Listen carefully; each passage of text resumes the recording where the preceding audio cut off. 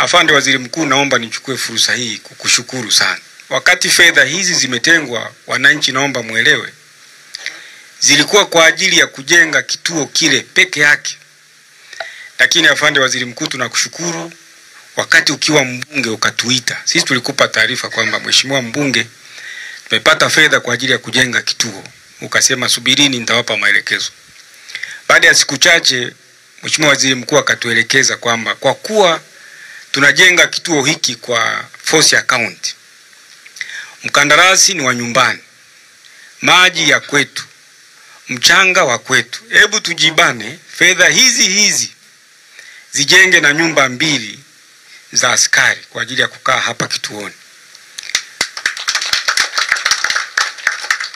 Kwa hiyo mradi huu ni wa mfano nchi hii, na kweli mkandarasi wetu wa kwanza alianza lakini akaishia njiani, na ni maelekezo ya Mheshimiwa Waziri Mkuu kwamba huyo atatuangusha.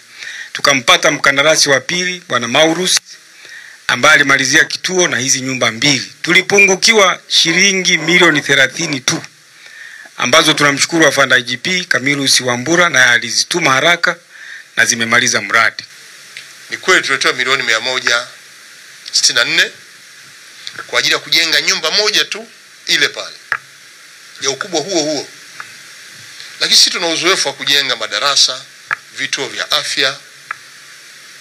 Tukasema tukitumia mafundo nyumbani, hizi fedha zitajenga zaidi. Tukakubaliana na mkuu wa jeshi la polisi mkoa na wa wilaya, tukasimamia ujenzi wa jengo la ofisi pamoja na nyumba hizi 2 za makazi. Tulipungukiwa milioni 30.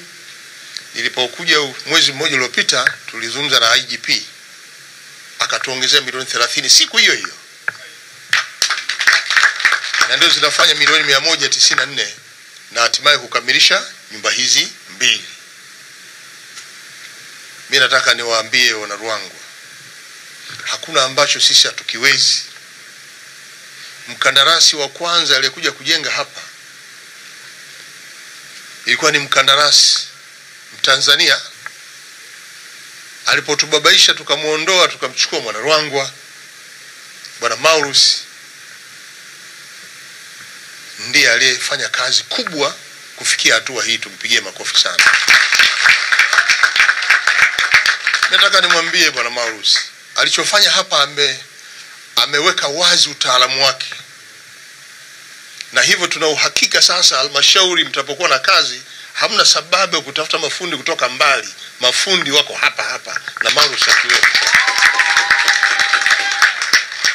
Kwa amefungua milango, basi taasisi zote zetu zilizoko ndani ya wilaya Ruangwa, basi fursa ziende kwa vijana ambao wamejitoa, wana utaalamu, wanaweza kusimamia kazi zao. Nimekagua kituo, kimekamilishwa vizuri. Nimeona nyumba hii pamoja na ile, ingawa sikufika pale, lakini zote za aina moja, viwango vizuri na ni nyumba mzuri.